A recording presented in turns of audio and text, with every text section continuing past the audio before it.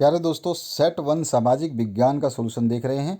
आपके सारे सेट्स को सॉल्व कर दिया गया है। इसी वीडियो के डिस्क्रिप्शन बॉक्स में जाना, 9th क्लास की जो प्लेलिस्ट है उसको देखना, उसमें सारे वीडियो आपको मिल जाएंगे। तो चलिए स्टार्ट करते हैं इस क्वेश्चन पेपर के सॉल्यूशन को। और साथ ही साथ बता दूं, आपके सितंबर अक्टूबर के जो मैंने असाइनमेंट करवाए थे, मंथली असाइनमेंट, उनको रट लेना। और साथ ही साथ ये जो आपके मॉडल पेपर दो सेट जारी किए गए हैं, इनके जो सॉल्यूशंस हमने बनाए हैं इनको रट लेना। इसमें से आपके बहुत सारे क्वेश्चंस आपको अभी अर्धवार्षिक परीक्षा टर्म 1 जो एग्ज़ाम होने वाला है उसमें देखने को मिलेंगे। ठीक है, ध्यान रखना है आपका। तो फर्स्ट क्वेश्चन से स्टार्ट करते हैं। 1815 ईस्वी में किस युद्ध में फ्रांस की हार हुई थी? तो वाटरलू युद्ध जो हुआ था, का ऑप्शन इसमें करेक्ट करना है, उसमें उसकी हार हुई थी। उसके बाद आते हैं दूसरा क्वेश्चन। क्रांति से पहले फ्रांसीसी समाज कितने वर्गों में विभक्त था? तो वो 3 वर्गों में विभक्त था। उसके बाद में तीसरा क्वेश्चन है, चर्च के विशेष कार्य को करने वाले व्यक्ति के समूह को क्या कहा जाता था? तो उनको पादरी वर्ग कहा जाता था। ग ऑप्शन इसमें करेक्ट हो जाएगा। क्वेश्चन नंबर 4 है, फ्रांस का संविधान किस वर्ष बना? तो सन 1791 में बना। उसके बाद में पांचवा क्वेश्चन है, फ्रांस में 1793 से 1794 ईस्वी के मध्य काल को किस नाम से जाना जाता है? तो उसको आतंक का राज कहा जाता है। का ऑप्शन करेक्ट हो जाएगा। छठा क्वेश्चन है, 1917 से पूर्व रूस पर किसका शासन था? तो जार निकोलस का। ठीक है, तो इसमें ख ऑप्शन आपको करेक्ट करना है। उसके बाद आते हैं हम नेक्स्ट क्वेश्चन की तरफ। Next question, tsar Nicholas second. उसके बाद में यहाँ पे मैंने पूरा नहीं बोला, जार निकोलस सेकंड का। ठीक है, तो ये ध्यान रखना है। सातवां क्वेश्चन जो है, रूसी सांसद का क्या नाम था? तो उसका ड्यूमा नाम था। घ ऑप्शन आपको करेक्ट करना है। आठवां जो क्वेश्चन है, इसमें बोला गया है बोल्शेविक पार्टी का नेता कौन था? तो लेनिन था। क ऑप्शन इसमें करेक्ट करना है आपको। इसके बाद में नौवां जो क्वेश्चन है, इसमें पूछा गया है रूसी क्रांतिकारियों के मुख्य उद्देश्य क्या थे? तो उसके मुख्य उद्देश्य जो है आपका सारे के सारे थे। प्रथम भी था, द्वितीय भी था, तृतीय भी था, चौथा भी था। तो इसमें आपका घ ऑप्शन करेक्ट करना है। 10वां जो क्वेश्चन है, इसमें पूछा गया खूनी रविवार के नाम से किस दिन को जाना जाता है? तो जलियांवाला बाग हत्याकांड, उसको भी खूनी रविवार को ही नाम से जाना जाता है। तो हम यूँ कह सकते हैं, वो तो इसमें क्वेश्चन का ऑप्शन नहीं दिया गया, तो यहाँ पे हमारा ख ऑप्शन करेक्ट हो जाएगा। 9 जनवरी सन 1905। ठीक है, उसके बाद आते हैं हम नेक्स्ट क्वेश्चन की तरफ। तो नेक्स्ट क्वेश्चन जो है आपका 11वां क्वेश्चन। 11वें क्वेश्चन में आपका पूछा गया, भारत का क्षेत्रफल विश्व के कुल क्षेत्रफल का कितना प्रतिशत है? तो पूरे विश्व का केवल 2.4% जो है भारत का क्षेत्रफल है। उसके बाद में 12वां क्वेश्चन है, भारत की मानक याम्योत्तर रेखा कौन सी रेखा है? तो वो है ग ऑप्शन 82.30 अंश पूर्वी देशांतर। ठीक है, ग ऑप्शन आपको करेक्ट करना है। 13वां क्वेश्चन है, कर्क रेखा किस राज्य से नहीं गुजरती है? तो उड़ीसा राज्य से कर्क रेखा नहीं गुजरती है। घ ऑप्शन इसमें करेक्ट करना है।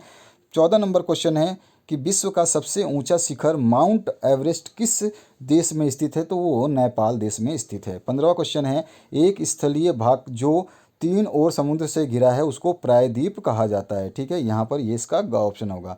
16वां क्वेश्चन है, बाढ़ वाले मैदान के नए तथा युवा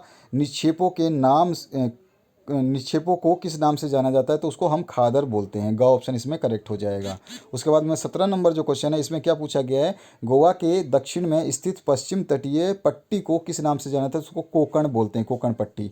ग ऑप्शन इसमें करेक्ट हो जाएगा। 18वां क्वेश्चन है, किस द्वीप का निर्माण प्रवाल भित्ति से हुआ है? तो लक्षद्वीप जो है प्रवाल भित्ति से उत्पन्न हुआ है। उसके बाद में 19 नंबर क्वेश्चन है, विश्व की सबसे बड़ी अपवाह द्रोण किस नदी का है? तो अमेजन नदी का है। इसमें क ऑप्शन करेक्ट हो जाएगा। उसके बाद में 20वां जो क्वेश्चन है, 20वें क्वेश्चन में पूछा गया कौन सी नदी अरब सागर में गिरती है? तो नर्मदा नदी जो है ये अरब सागर के अंदर गिरती है। उसके बाद में आते हैं यहाँ पे पालमपुर, ये यहाँ पे मिस्टेक था, प्रिंट आउट में मिस्टेक था, तो पालमपुर पा लिख दिया हमने। पालमपुर गांव की कितनी प्रतिशत जनसंख्या अपनी आजीविका के लिए कृषि पर आश्रित है? तो लगभग 75% जो है जनसंख्या वो आजीविका के लिए आश्रित है कृषि के ऊपर। तो यहाँ पे ग ऑप्शन करेक्ट हो जाएगा। 22वां जो क्वेश्चन है, खरीफ फसल की अवधि क्या है? तो जून से अक्टूबर के बीच की। ठीक है, क ऑप्शन इसमें करेक्ट होगा। 23 नंबर क्वेश्चन है, हरित क्रांति का संबंध किससे है? तो खाद्यान्न के उत्पादन से, फसलों के उत्पादन से। 24 नंबर क्या है इसमें, निम्न में से कौन कार्यशील पूंजी का उदाहरण है? तो नगद पैसा और कच्चा माल दोनों के दोनों कार्यशील पूंजी के उदाहरण होते हैं। उसके बाद आते हैं हम 25 नंबर क्वेश्चन पे। 25 है, निम्न में से कौन एक गैर कृषि क्रिया है? तो खाद एवं बीज की बिक्री करना ये कृषि के अंदर नहीं आती है, बाकी सारे के सारे काम कृषि के अंदर आते हैं। ये भी मैंने आपका जो मासिक जांच परीक्षा है उसके अंदर ये क्वेश्चन आया हुआ है। तो मैंने कहा था मासिक जांच परीक्षा का क्वेश्चन पेपर जरूर पढ़ना, मैंने सॉल्व करा दिया है, लिंक इसी वीडियो के डिस्क्रिप्शन बॉक्स में वीडियो के नीचे है। 26 नंबर क्वेश्चन है, नीचे दिए गए कथनों को ध्यानपूर्वक पढ़ना है।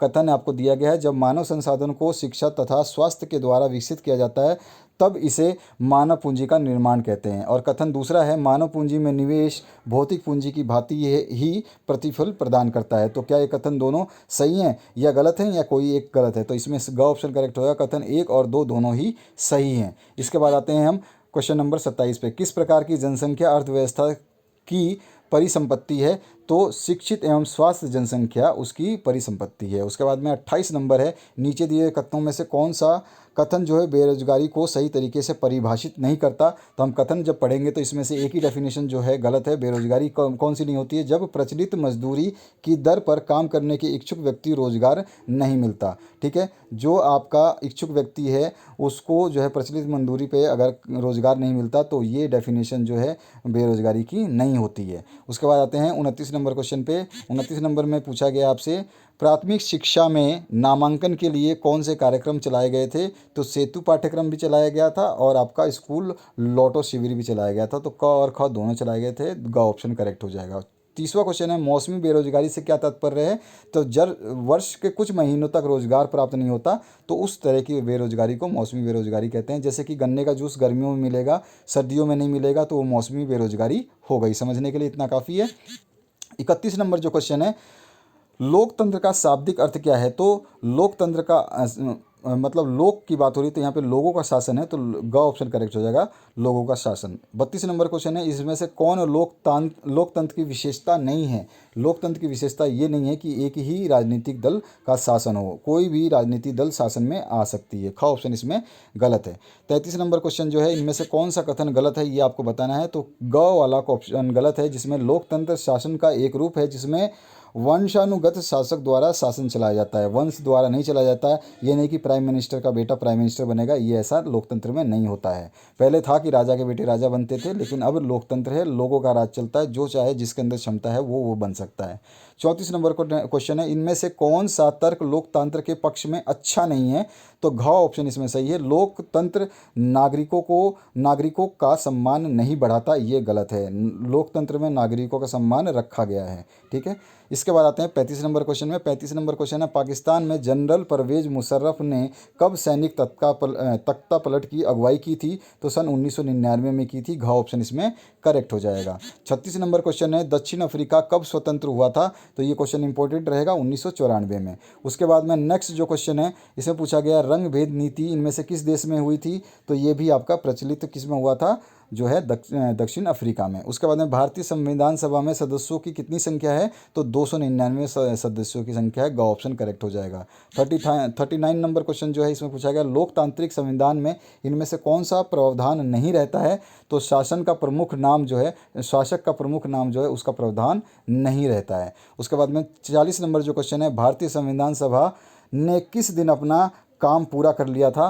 तो ये किया था उन्होंने 26 नवंबर सन 1949 को पूर्ण कर दिया था संविधान सभा के काम को। ठीक है, तो ये है आपका पूरा का पूरा एसएसटी का सॉल्यूशन आपने देखा। इसी तरह से आपके सारे सॉल्यूशंस मैंने बनाए हैं। आपको जाना क्या है, 9th क्लास की प्लेलिस्ट जानिए, इसी वीडियो के नीचे डिस्क्रिप्शन बॉक्स है, उसमें जाइए। डिस्क्रिप्शन बॉक्स नहीं पता है तो इस वीडियो के नीचे जो नाम लिखा है इस वीडियो का कि जैकबोर्ड 9th class model paper solution, तो उस पर टच करिए एक बार। जैसे ही आप टच करेंगे तो आपके सामने डिस्क्रिप्शन बॉक्स में 9th क्लास की जो है प्लेलिस्ट नीले कलर की खुलेगी, उसको खोल करके आप देखेंगे तो सारे वीडियो आपको मिल जाएंगे। तो आशा करता हूँ इस वीडियो से आप लोगों को हेल्प मिलेगी। Thank you very much. दोस्तों के साथ शेयर कर दीजिए, व्हाट्सएप से, टेलीग्राम से, फेसबुक से, जो भी आप यूज़ करते हैं। ऐसा ना हो कि आप पढ़ लो और आपका दोस्त रह जाए। तो सभी दोस्तों को अपने स्कूल में जो भी आप जिनके साथ पढ़ते हैं उनको सभी को शेयर कीजिए, और आशा करता हूँ आप लोग अच्छे से पढ़ाई कर रहे होंगे और इन सेट्स को ज़रूर सॉल्व करोगे। Thank you very much. Have a good day.